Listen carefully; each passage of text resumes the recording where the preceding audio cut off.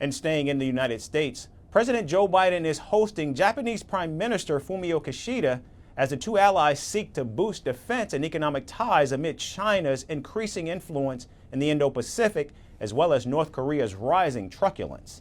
President Biden and Prime Minister Kishida will hold an official summit on Wednesday, which will focus on upgrading their defense partnership. The meeting will be followed by the first ever trilateral summit between President Biden, Prime Minister Kishida, and the Philippine President Ferdinand Marcos Jr. The Philippines is facing escalating maritime tensions with China in the disputed South China Sea. The three maritime democracies aim to put up a united front against Beijing's rising aggression in the region. Fumio Kishida is, in fact, the first Japanese prime minister since Shinzo Abe in 2015 to undertake a state visit to the United States.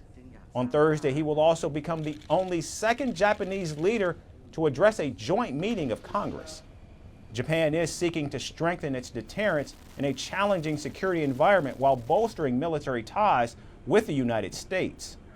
Prime Minister Kishida will also be emphasizing that Tokyo and Washington are now global partners working to maintain a rule-based international order, and that Japan is willing to take on a greater international role in security, space, and the global economy to help the United States.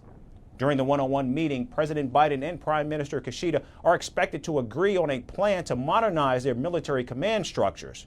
Currently, the United States stations 50,000 troops in Japan. New initiatives on co-production of weapons, possibly a new missile, and the repair and maintenance of American warships and other equipment in Japan will also be discussed. Japan's possible participation in the AUKUS security partnership could also be raised during the talks.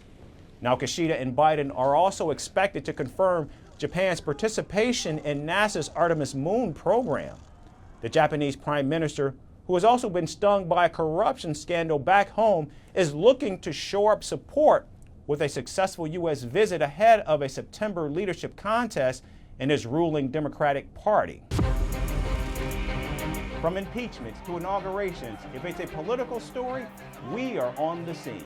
The race for the White House is heating up. We're beating Biden. How dare he say that? If it's breaking news, we're live with the latest coverage. From the White House, the State Department, and Capitol Hill, we know the issues, but above all, we know the players to bring you the latest in-depth analysis on all the key stories that we're covering. I'm Eric Ham. Join me from Washington here on Firstpost America.